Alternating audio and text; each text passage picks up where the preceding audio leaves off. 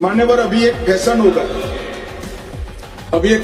है आम्बेडकर आम्बेडकर आम्बेडकर आम्बेडकर आम्बेडकर आम्बेडकर। इतना नाम अगर भगवान का लेते तो 7 जन्मों तक स्वर्ग मिलता था।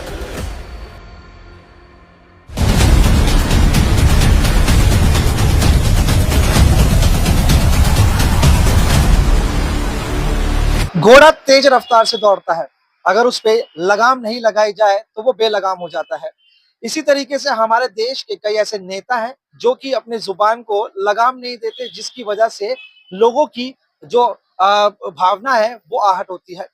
ऐसे में हाल ही में आपने भी सुना होगा, चर्चे भी देखे होंगे आपने कि किस प्रकार से अमित शाह ने जो है डॉक्टर बाबा साहेब अम्बेडकर के लेकर जो बयान किया, जिस तरीके से सदन में जो बयान किया, उसका जो है विरोध पूरे देश भर में किया जा रहा है।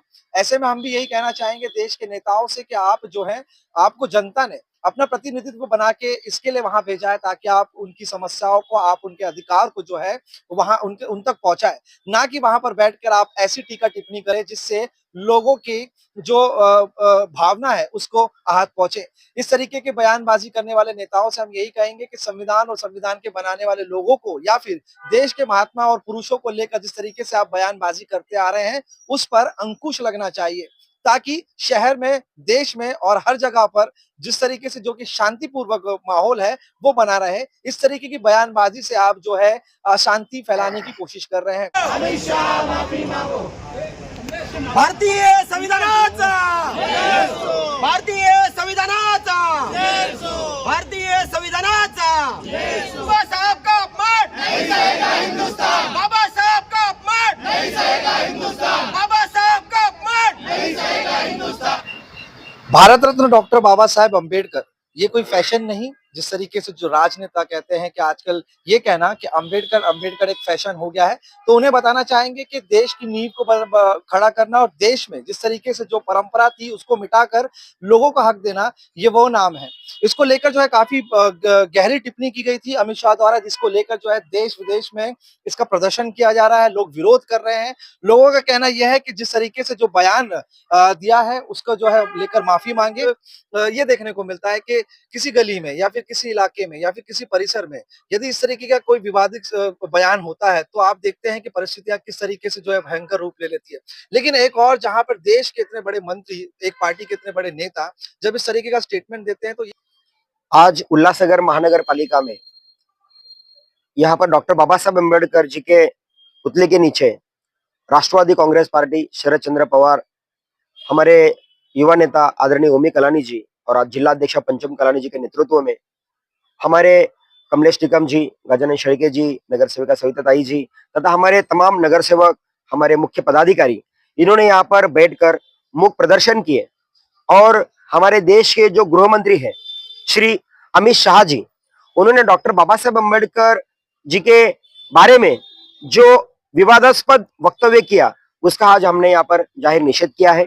इसी के साथ साथ कुछ दिन पहले परभनी में एक समाज कंटक ने हमारे संविधान की प्रत की जो विटंबना की और उस विटंबना के विरुद्ध में जो आंदोलन हुआ, उस आंदोलन में एक आंदोलनकर्ता था जिनका नाम था सोमनाथ सूर्यवंशी, जिनको पुलिस ने अरेस्ट किया और पुलिस कस्टडी में उसकी डेथ हुई। ये तमाम घटनाओं क्रम को देखते हुए आज हमने यहाँ पर इस राज्य सरकार का और विशेष तौर पर हमारे गृह मंत्री अमित शाह जी का हमने यहाँ पर जाहिर निषेध किया है। अमित शाह जी ने कहा, वो भी संसद में ऑन रिकॉर्ड उन्होंने कहा कि आजकल देश में अंबेडकर अंबेडकर अंबेडकर अंबेडकर अंबेडकर बोलना एक फैशन सा बन गया है। हम सभी लोग अमित शाह जी को बताना चाहते हैं कि ये हमारे लिए फैशन नहीं, ये हमारा पैशन है, क्योंकि हमारे संघर्ष की जो नींव है, हमारा जो संघर्ष का प्रतीक है, वो डॉक्टर बाबा साहब अम्बेडकर है। उन्होंने और भी कहा, उन्होंने कहा कि अंबेडकर का इतना नाम लेने के बजाय आप किसी भगवान का नाम इतनी बार लिए होते तो आप मरने के बाद स्वर्ग में चले गए होते। मैं अमित शाह जी को यह भी बताना चाहता हूं कि इस देश में इस जाति व्यवस्था ने, इस जातिवादी सोच ने इस देश का वंचित, शोषित, दलित, पददलित, इनको जीते जी इनकी जिंदगी नरक बनाने का काम इस जाति व्यवस्था ने किया। हजारों साल से ये दलित समाज जीते जी नरक में था। ये ना मंदिर जा पा रहा था, ना अपने हक और अधिकार मांग पा रहा था। जीते जी नरक से स्वर्ग में पहुंचाने का काम डॉक्टर बाबा साहब अम्बेडकर ने इस संविधान के माध्यम से किया। और इसीलिए डॉक्टर बाबा साहब अम्बेडकर हमारे लिए फैशन नहीं, ये पैशन है। डॉक्टर बाबा साहब अम्बेडकर हमारे भगवान है, हमारे दैवत है, हमारे बाप है। उनका नाम लेने के लिए हमें कभी भी कोई हेजिटेट नहीं होना पड़ता है, या हमको किसी के सलाह मशवरत की जरूरत नहीं। और विशेष तौर पर भारतीय जनता पार्टी और ये संघ भाजपा वाले जो नेता है, इनकी तो हमें बिल्कुल ही जरूरत नहीं है। देखिए, पहले तो मैं बताना चाहता हूं कि देश में संविधान के प्रति कभी कुछ होता है तो केवल डॉक्टर बाबा साहब अम्बेडकर को मानने वाला समाज ही संविधान की रक्षा के लिए रास्ते में उतरता है। डॉक्टर बाबा साहब अम्बेडकर के प्रति अगर कुछ कहा जाए तो केवल डॉक्टर बाबा साहब अम्बेडकर को मानने वाला ही वर्ग बाहर निकलना चाहिए, ऐसा जरूरी नहीं है। मुझे ऐसा लगता है इस देश का, चाहे वो एससी हो, एसटी हो, ओबीसी हो, माइनॉरिटी हो, चाहे हमारी देश की हर महिला हो, उनको समानता का अधिकार देने का काम हमारे भारतीय संविधान ने दिया है और उनके मूल रचयिता डॉक्टर बाबा साहब अम्बेडकर ने दिया है। डॉक्टर बाबा साहब अम्बेडकर का अपमान मतलब ये देश का अपमान है, क्योंकि आधुनिक भारत को बनाने का काम, उसकी नींव रखने का काम अगर काम किसी ने किया है वो डॉक्टर बाबा साहब अम्बेडकर ने किया है। तो उनका अपमान होने के बाद आज हम देख रहे हैं कि बहुत सारे राजनीतिक दल बहुत सोच समझ कर भूमिका ले रहे हैं, लेकिन फिर भी बावजूद उसके वंचित बहुजन आघाड़ी और जैसा आपने और आरपीआई का नाम लिया, ये जो पक्ष है ये भी अपने अपने तौर पर विरोध कर रहे हैं, प्रदर्शन कर रहे हैं। मैं उनसे भी अपील करता हूं कि हमें रास्ते पर उतरना जरूरी है। अब उनकी क्या मजबूरियां होगी वो मैं बता नहीं सकता राजनीतिक तौर पर, लेकिन मुझे ऐसा लगता है कि डॉक्टर बाबा साहब अम्बेडकर ये राजनीति के परे है, ये किसी पार्टी के परे है, ये किसी धर्म या समाज के परे है। डॉक्टर बाबा साहब अम्बेडकर इस देश का प्रतीक है, इस देश के आधुनिक भारत की नींव रखने वाले वो इतने महान व्यक्तिमत्व है। तो उनका अपमान होने के बाद मुझे लगता है हर भारतीयों ने रास्ते पे उतरना चाहिए और वो डेफिनेटली उतरेंगे। उसकी शुरुआत हो चुकी है और मुझे लगता है कि अगर अमित शाह जी ने अगर इस देश से, इस देश के नागरिकों से, इस देश के हर व्यक्ति से जो डॉक्टर बाबा साहब अम्बेडकर का अनुयायी है उनसे अगर माफी नहीं मांगी तो मैं आपके माध्यम से बताना देना चाहता हूं कि अहंकार ज्यादा दिन तक टिकने वाला नहीं है।